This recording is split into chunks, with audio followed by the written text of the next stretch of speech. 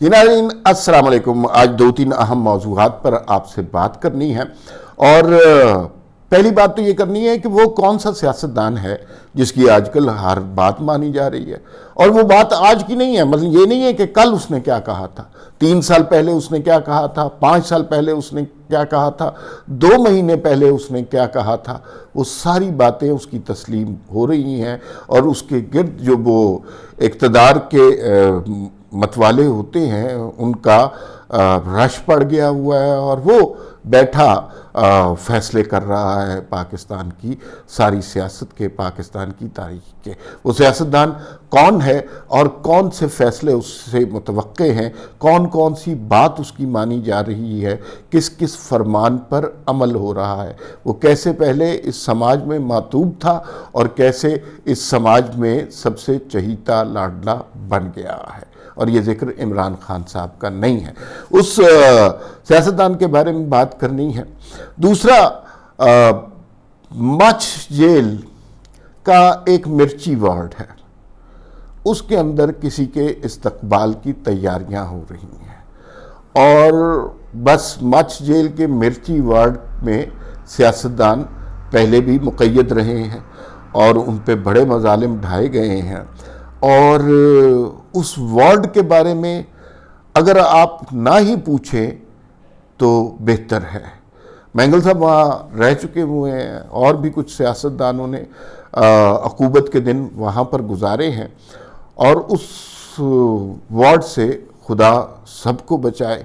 लेकिन राना सनाउल्लाह कह रहे हैं कि अगर इमरान खान साहब गिरफ़्तार होते हैं तो ज़ाहिर है इस्लामाबाद में तो कोई ऐसा सिलसिला नहीं है, लेकिन वो वज़ारत दाखिला का इख्तियार होगा कि गिरफ़्तार होने के बाद वो कहाँ रखते हैं जो है इमरान खान को।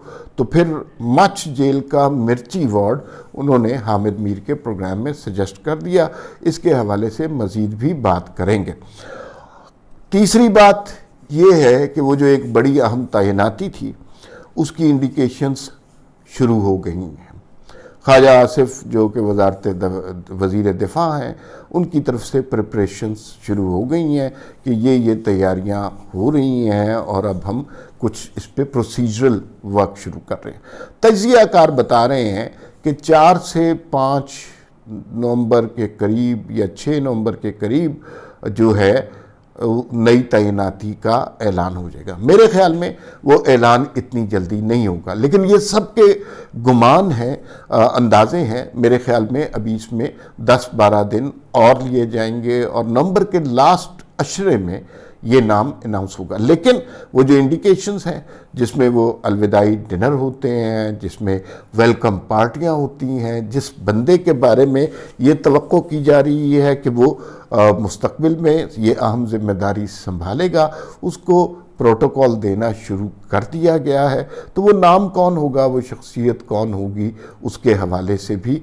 बात करेंगे। और ये अलविदाई डिनर और वेलकम पार्टियां बहुत अहम चीज़ें हैं, इससे बहुत ज़्यादा चीज़ें क्लियर होती हैं कि आइंदा क्या होने वाला है और उस तैनाती का क्या होगा। अब नाम तो बहुत सारे होते हैं, लेकिन कुरा किसके नाम निकलता है उसकी भी इंडिकेशन मिल रही है, उसके बारे में भी बात करेंगे। आखिरी बात जो आपसे इस व्लॉग में करनी है वो ये है कि उधर इमरान खान साहब सड़कों पे निकले हुए हैं। सड़कों पे लोगों का कोई मुसाफिरों का रश है, लेकिन जो इमरान खान पार्टी है उसका कोई जोशो वलवला नज़र नहीं आ रहा।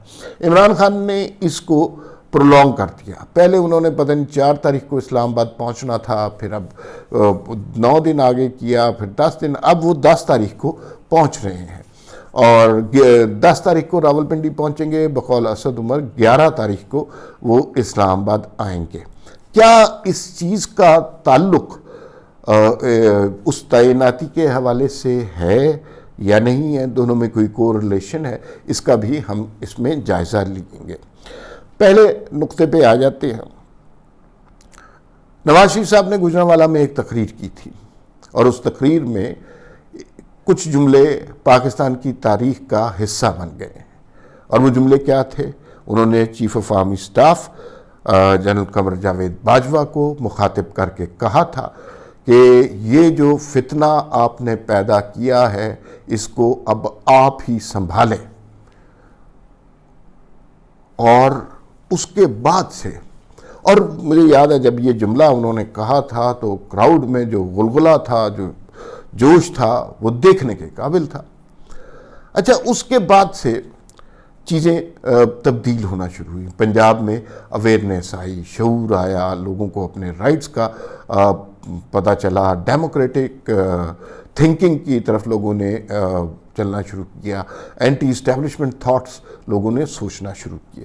لیکن اس کے بعد عمران خان نے آ کر اس ساری کارروائی کو، جب انہیں تحریک عدم اعتماد کے ذریعے ہٹایا گیا جو کہ آئینی اور جمہوری طریقہ ہے، اس کے بعد سے ان کے اینٹی اسٹیبلشمنٹ سینٹیمنٹ کو انہوں نے قابو کر لیا، حالانکہ وہ قطعاً اینٹی اسٹیبلشمنٹ شخص نہیں ہے.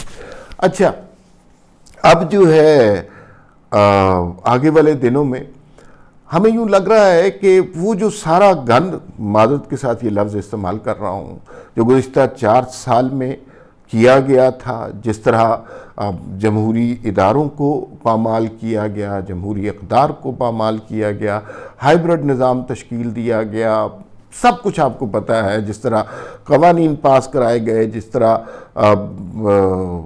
باقی سیاستدانوں کو عقوبتوں میں رکھا گیا، وہ سارے معاملات اب آپ کے سامنے ہیں.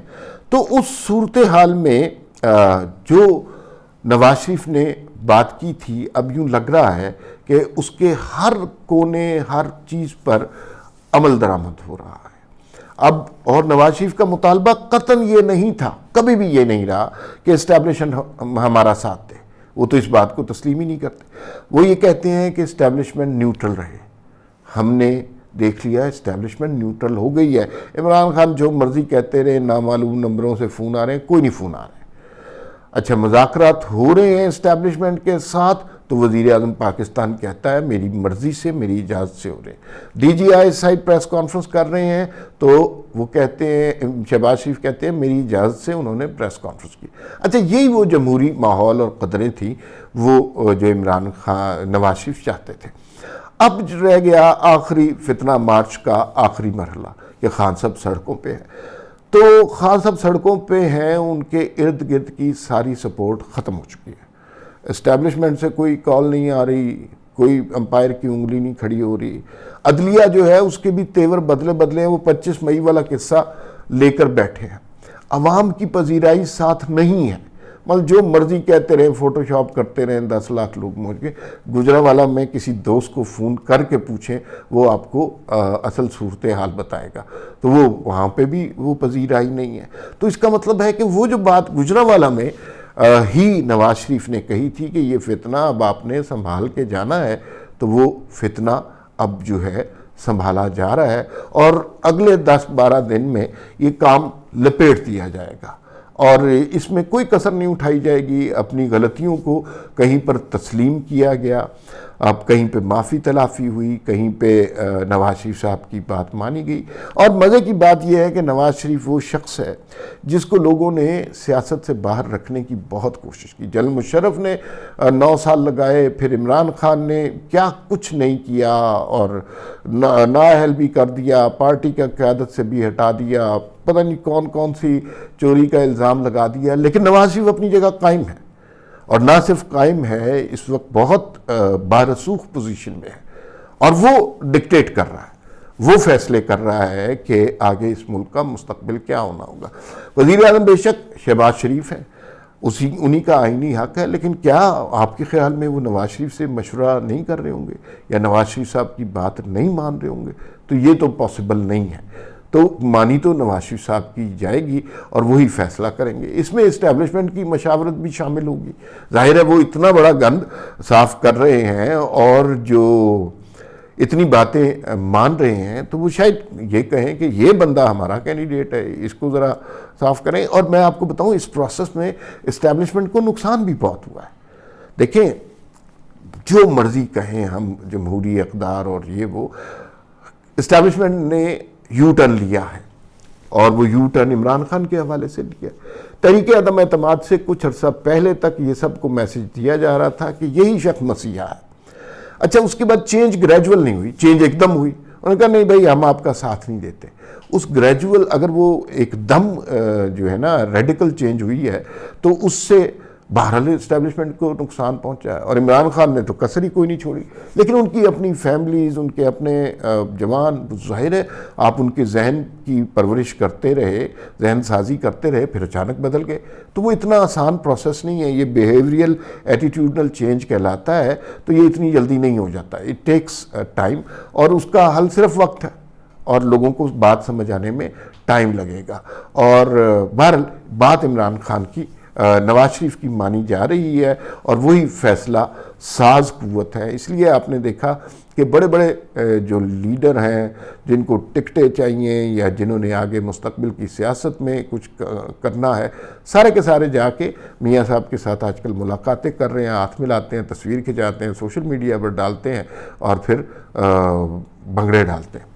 تو اس لیے کہ انہیں پتہ ہے کہ اس وقت پاکستان کی سیاست کا پاور سینٹر کہاں پر ہے. کیا یہ پاور سینٹر تعیناتی کے بعد بھی ایسا ہی رہے گا؟ ماضی میں تو ایسا نہیں ہوا، لیکن مجھے یوں لگتا ہے کہ اسٹیبلشمنٹ نے اس عمران خان کے تجربے سے بہت سبق سیکھا ہے، اور اب وہ 10-15 سال پیچھے رہنا چاہتے ہیں. یہ نہیں ہے کہ ایک دم ان کا رول ختم ہو جائے گا، لیکن وہ پیچھے رہنا چاہتے ہیں، اور آگے سے پھر دیکھتے ہیں کیا حالات بنتے ہیں. اللہ کرے کہ وہ نیوٹرل ہی رہیں اور اپنے کام جو سرحدوں کی حفاظت ہے وہ کریں، اور ہمارے سر آنکھوں پر بیٹھیں. بالکل اپنی فوج کی احترام کرنا چاہیے، عزت کرنی چاہیے، پلکوں پہ بٹھانا چاہیے اگر وہ اپنا فریضہ انجام دے رہے ہیں، اپنی جانیں قربان کر رہے ہیں ہماری تحفظ کی خاطر. لیکن اگر وہ جمہوریت میں مداخلت کر رہے ہیں تو صورتحال پھر سوال اٹھتے ہیں. مچھ جیل کا مرچی وارڈ، بس یہ نہ ہی پوچھیں تو اچھی بات ہے. اس قدر خون چکا، خوفناک، ہولناک اور دردناک واقعات ہیں وہاں پر، اور جو ہے جو سیاستدانوں کے ساتھ پیش آئے ہیں. رانا ثناء اللہ نے پیش گوئی کر دی ہے کہ وہ سیاستدانوں کے ساتھ جو واقعات پیش آئے ہیں اسی واقعے کے پس منظر میں اب عمران خان بھی چونکہ خود کو سیاستدان کہلاتے ہیں، لہٰذا اب ان کو جا کر وہاں پہ ہی رکھا جائے گا.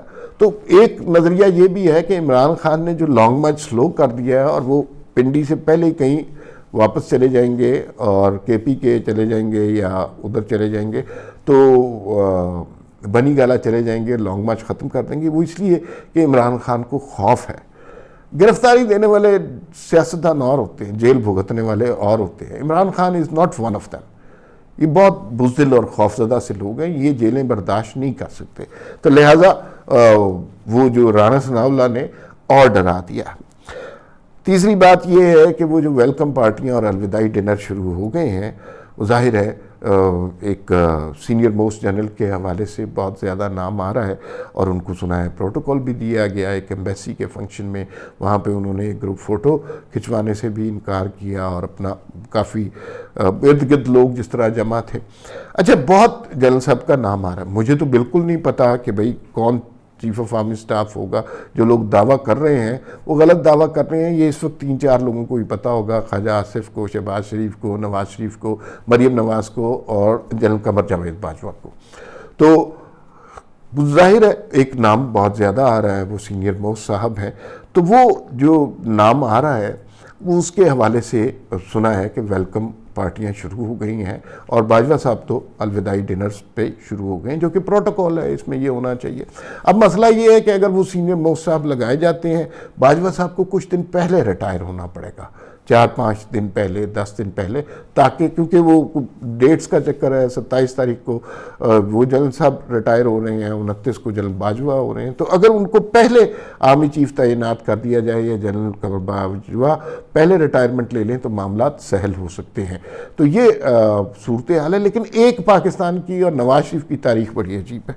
ہمیشہ میں نے یہ دیکھا ہے کہ کسی بھی آرمی چیف کا نام تعیناتی سے پہلے ظاہر ہے سارے لوگ یہ اندازے لگانے لگ جاتے ہیں، یہ آ رہا ہے، وہ آ رہا ہے. تو جو نام بہت زیادہ آتا ہے نا، جو بہت پروپگیٹ ہوتا ہے، یوزلی میاں صاحب وہ نام نہیں کرتے، وہ کوئی اور ہی نیچے سے نام نکالتے ہیں اور پھر بعد میں بھگتتے بھی ہیں. اور یہ جو ہے ان کے معاملات رہے ہیں. اچھا، آخری بات، لانگ مارچ کا مستقبل. ایک طبقہ فکر کا یہ خیال تھا کہ عمران خان نے لانگ مارچ آرمی چیف کی تعیناتی کی تاریخ کے حوالے سے رکھا ہوا ہے۔ جیسے نیا آرمی چیف آئے گا وہ سٹنگ ڈک بن جائے گا، اختیارات اس کے پاس نہیں ہوں گے، پرانا آرمی چیف الوداعی ڈنر لے رہا ہوگا، تو اس دوران عمران خان اپنا فتنہ انتشار پیدا کریں گے، اور عمران خان کو کسی نے اطلاع دی کہ نومبر کے فرسٹ ویک میں یہ ہو جائے گا، تو جیسے ہی اناؤنس ہوگا لانگ مارچ تیزی سے آگے بڑھے گا، لیکن حکومت نے ابھی تک اناؤنس نہیں کیا، لہذا لانگ مارچ ابھی تعطل کا شکار ہے۔ تو ہو سکتا ہے کہ 10 تاریخ تک انہیں خبر ملی ہو کہ اناؤنس کرتے۔ حکومت کو چاہیے کہ اس موقع پہ کہ لانگ مارچ آگے کرتے، یہ تعیناتی کی تاریخ آگے کر دے۔ میں تو ہمیشہ سے اس بات کا قائل ہوں نومبر کے آخری عشرے میں یہ سب کچھ ہونا چاہیے، اس میں 15 دن ابھی اور لگیں گے، 15-20 دن، اور وہ 15-20 دن عمران خان صاحب کو سڑکوں پہ رہنے دیں۔